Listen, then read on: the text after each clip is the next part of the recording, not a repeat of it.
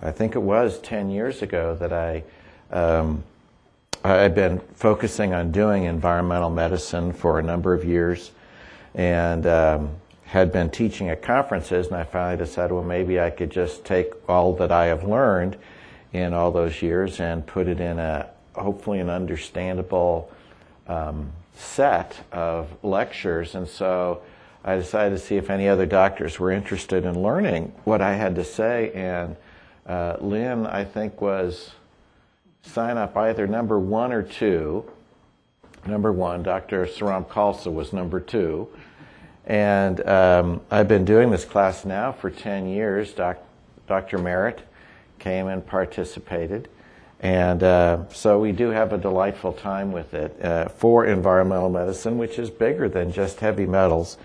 And typically they'll have flyers for the training at the Thorne booth or Doctor's Data or someplace like that here at the conference. So what I'm going to be talking about is what do you do in addition to giving them a chelating agent or a chelating regimen. So I've been doing heavy metal mobilization work in my practice for 20 years or so. So I've had a lot of experience with it. Some of you who have been working with the popular chelating agents. I feel like I'm in an echo chamber up here. Does it sound okay out there? All right.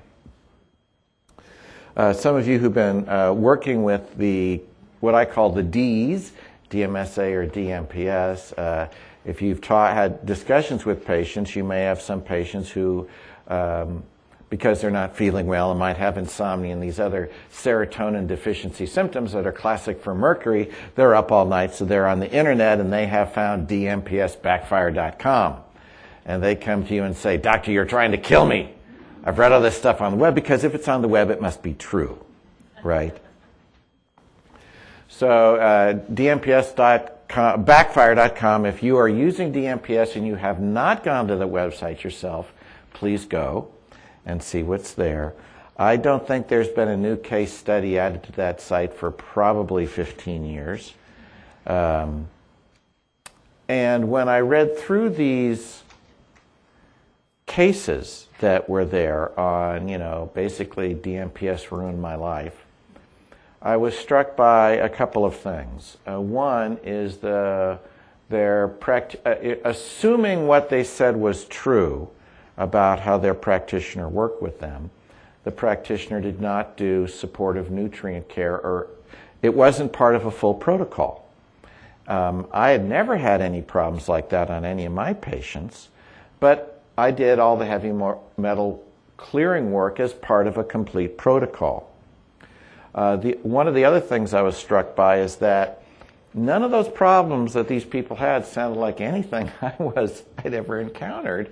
They weren't the classic side effects of mobilization of heavy metals.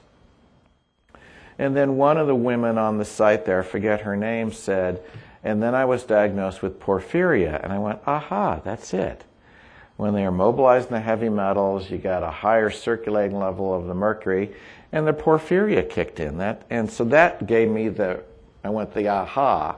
And that's why I also knew that my individuals that I was working with weren't getting that problem because of the full comprehensive program that we were using, including colonic irrigation, something you typically don't hear of at a medical conference. I call colonics the Rodney Dangerfield of medical care because they get no respect and they're the butt of all the jokes.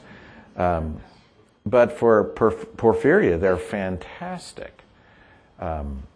So when you use these cleansing, the chelation products, really using them in a comprehensive protocol is really, really important. Your patients will do so much better. So the basic combination of nutrients that I use is very simple. I use a good multivitamin with extra nutrients that we know are deficient in the chemically burden. I use a very high level of vitamin C. I really don't think we give our patients or personally take enough antioxidants ourselves. Dr. Gilliford was talking about the mitochondria.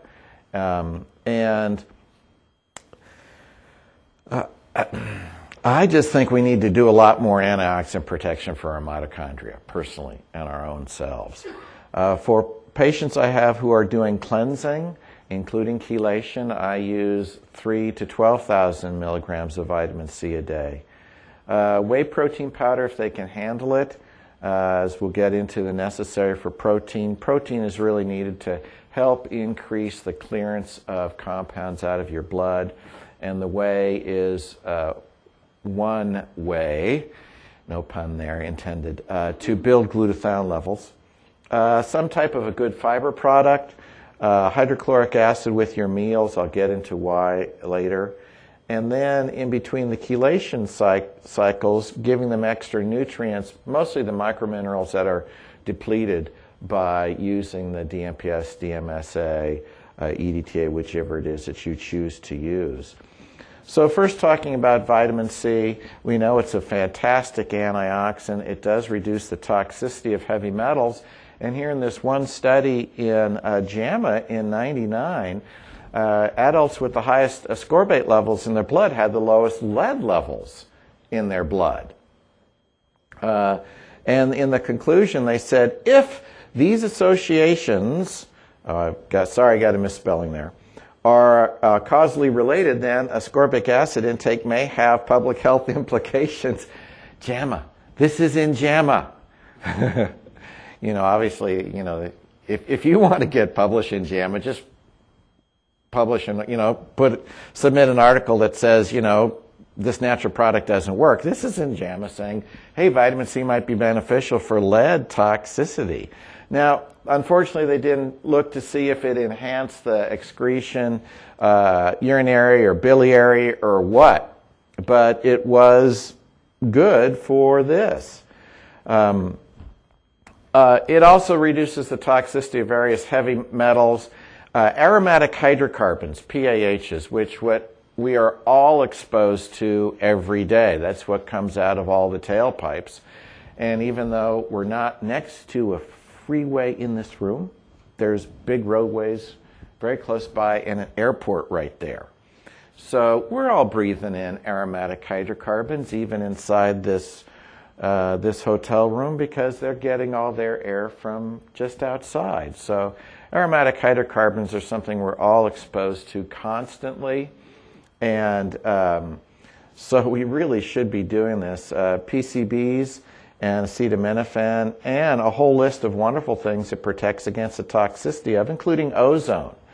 So a few studies have been looked at, because in every county in the country they have ozone testing sites. You can go to your county website, which is typically the name of your county.gov, and then find, just search for ozone, and you can find out what your ozone levels are.